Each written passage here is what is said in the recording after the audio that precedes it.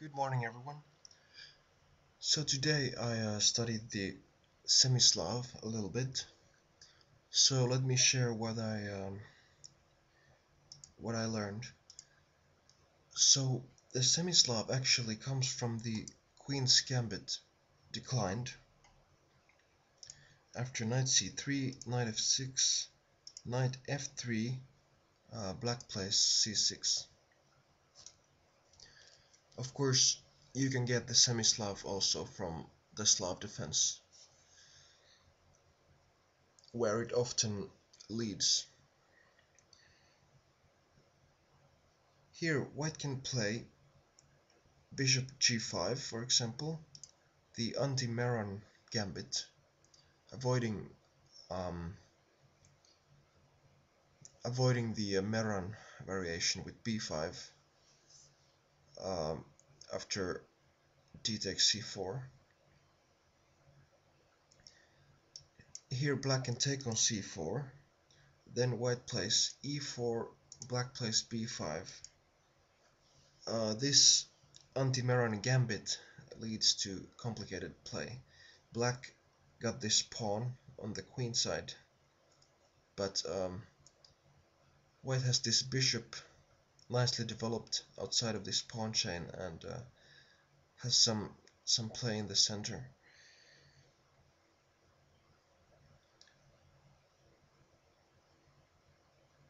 Black can also just reply h6 to bishop g5. This is the Moscow variation.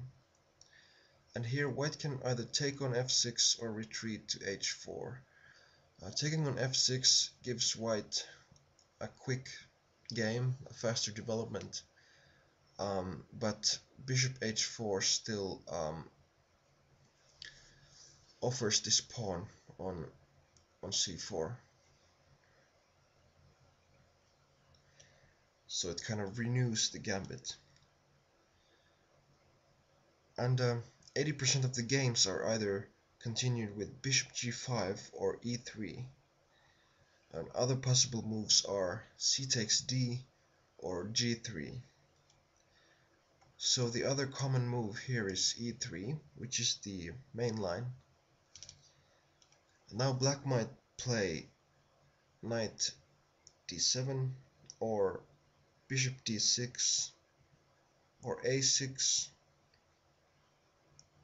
Bishop e7 is considered quite passive because it doesn't support, for example, the e5 pawn push, the liberating move.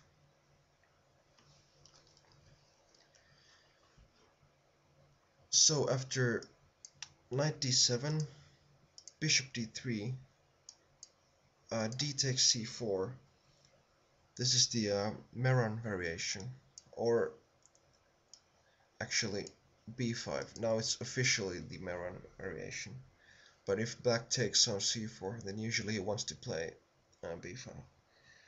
Here white can play to d3, e2, or even b3, even though bishop d3 is the most common.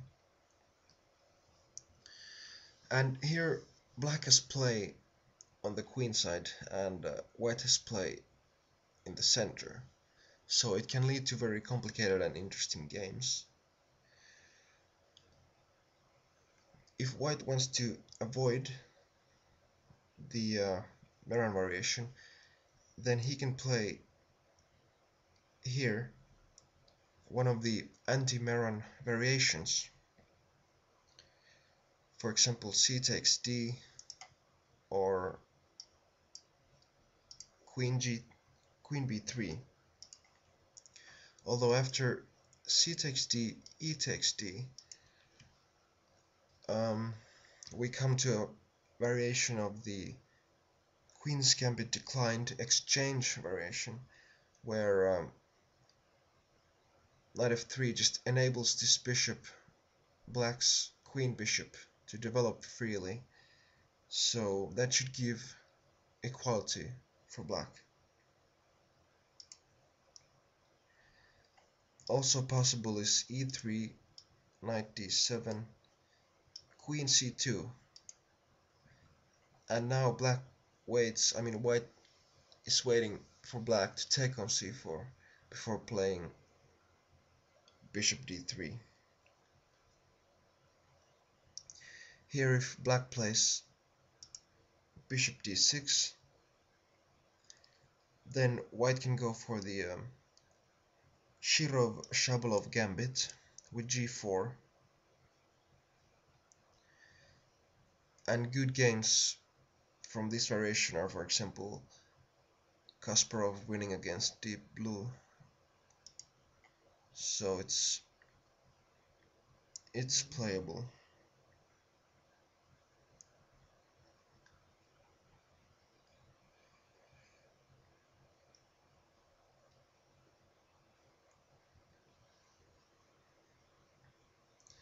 If white plays bishop g5, there are some other moves that black can play against this anti-Maron gambit, such as knight d7 or bishop e7. Now this bishop is not passive because it serves a purpose, unpinning the knight. If black plays knight d7, it's kind of like declining this gambit, just like bishop e7. Now white can play e3, and black can play queen a5, which is called the Cambridge Springs defense. Or he can just play bishop e7 here, which is the orthodox defense.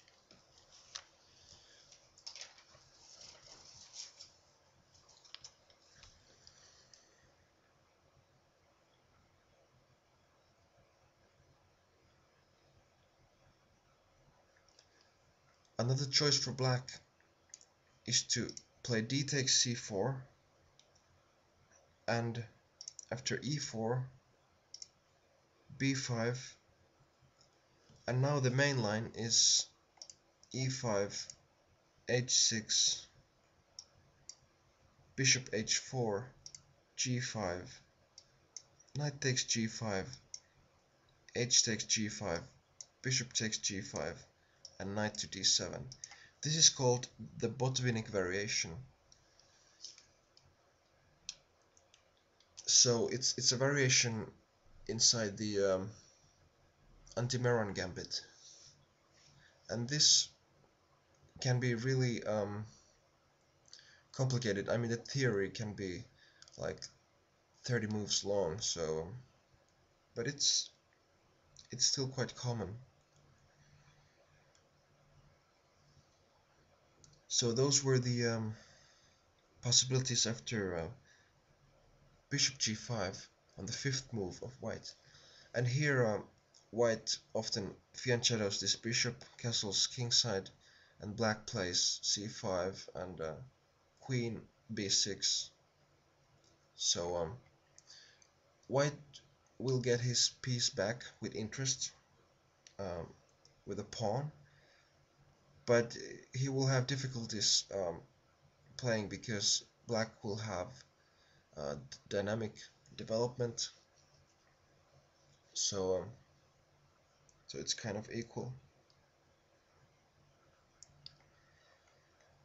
So let's go back to the e3 variations.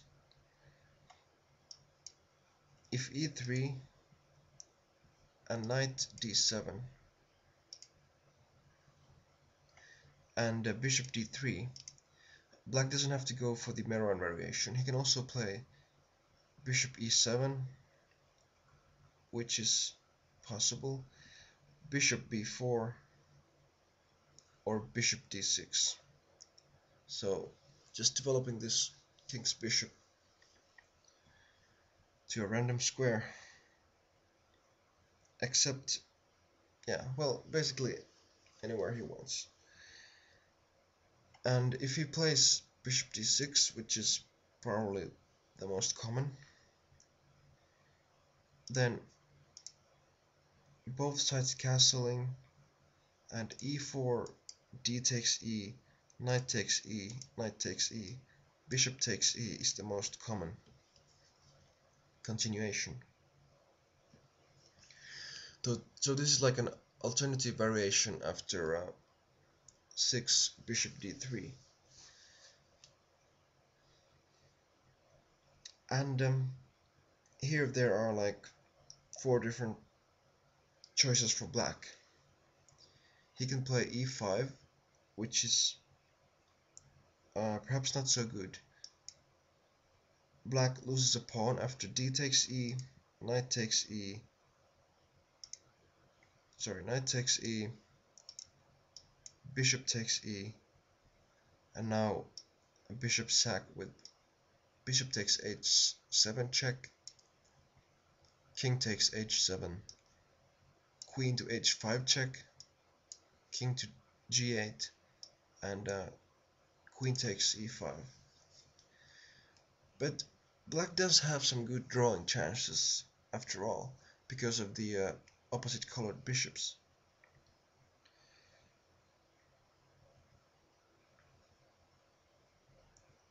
Another choice for black is c5, but this is considered to be a little bit premature because now white can attack on the king side with bishop c2, followed by queen d3 and bishop g5.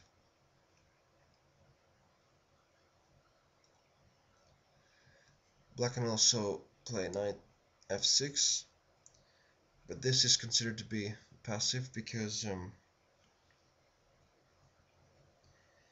the knight is misplaced, because it doesn't contribute to central pawn breaks, counterplay pawn breaks such as c5 and e5. So black can just wait for white to execute his plan. So h6 seems best here, preventing any bishop g5s in the future, or knight g5s, and still keeping the options open of c5 and e5, and I think that's why. So yeah, those were some lines from the Semi-Slav. Hopefully you got something out of it. Thanks for watching.